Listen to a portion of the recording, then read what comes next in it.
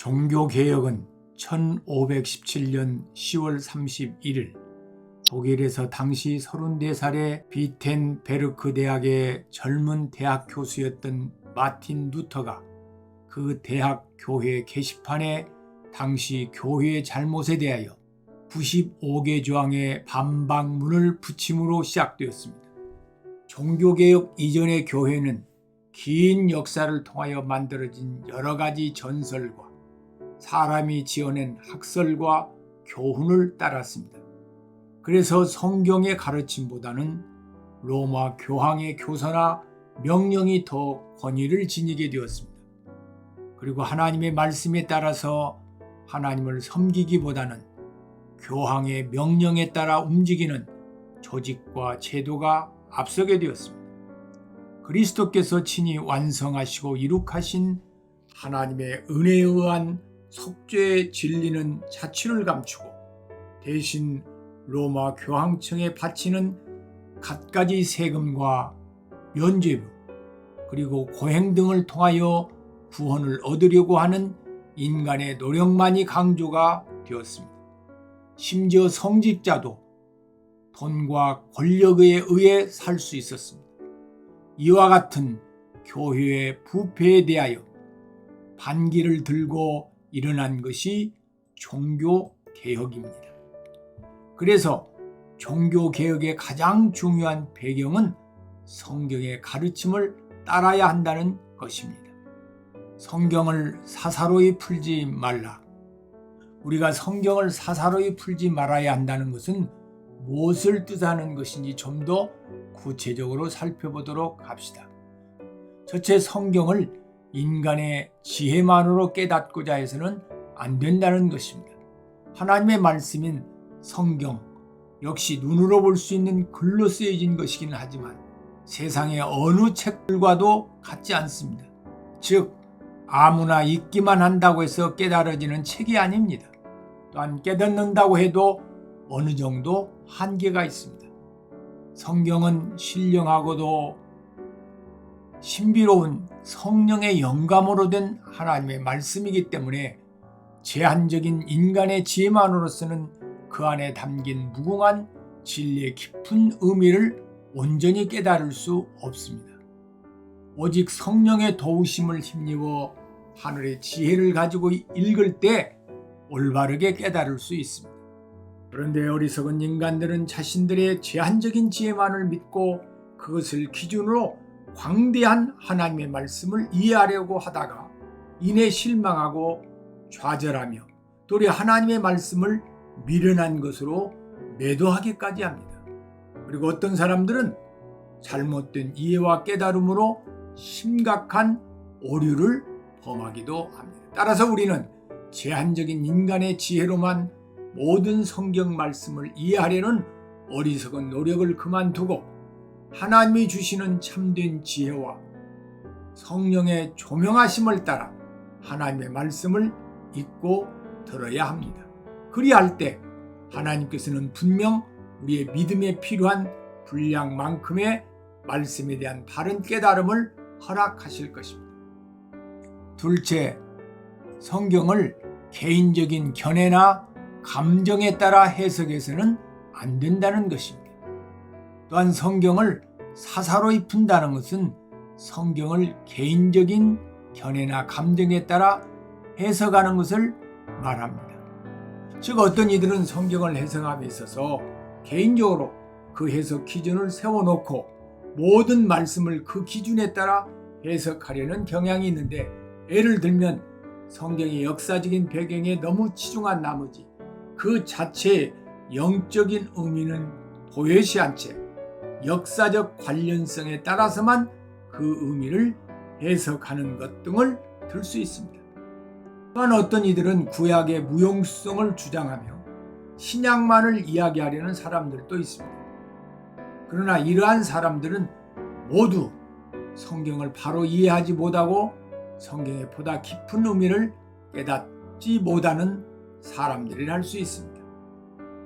한편 어떤 이들은 성경을 자기 감정에 따라 자기 중심적으로 해석하곤 하는데, 예를 들면 자기 마음에 드는 성경 구절만을 애호하고 그렇지 않은 부분에 대해서는 무관심한다거나 자신의 형편과 처지에 따라 의도적으로 말씀을 적용하고 해석하는 것들을 들 수 있습니다.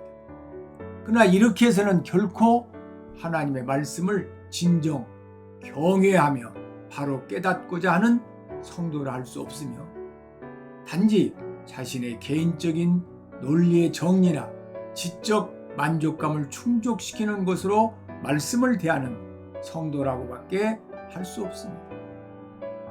그러므로 우리 성도들은 이러한 개인적인 견해나 감정을 배제하고 오직 하나님의 말씀으로서의 성경을 경외하는 마음을 가지고 하나님의 지혜를 구하면서 말씀을 대해야 하며 성도 간에 새로운 말씀을 나눔으로써 보다 폭넓고 바른 말씀의 이해를 갖도록 해야 하겠습니다.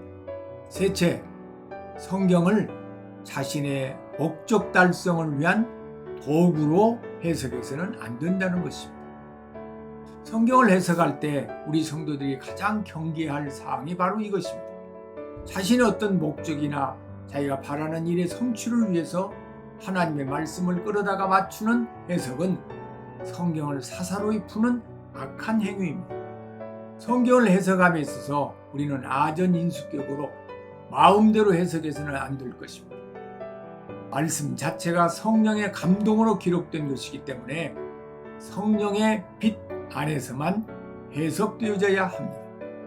그리고 그 말씀은 하나님의 의로우신 뜻 가운데서 주어진 것이기에 하나님의 의로우신 뜻을 깨닫고 그 뜻을 이루기 위한 목적으로만 사용되어야 합니다.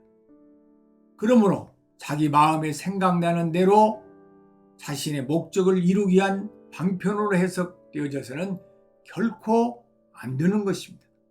만약 자신의 뜻대로 자신의 목적을 위해 성경 말씀을 해석하다가는 실로 심각한 오류에 악한 이단의 사설을 만들기 쉽고 이에 빠지기 쉽다는 사실을 잊어서는 결코 안 되겠습니다.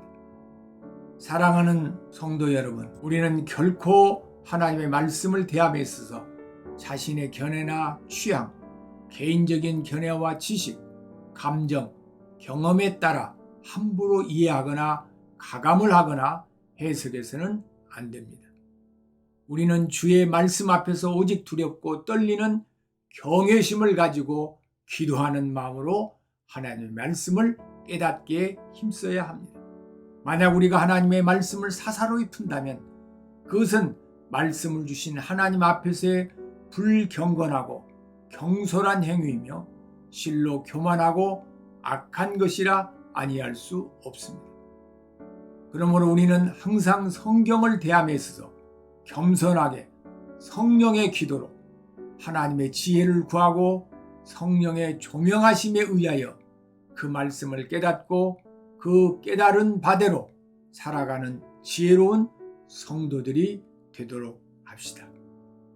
이번 주 묵상하고 암송할 말씀.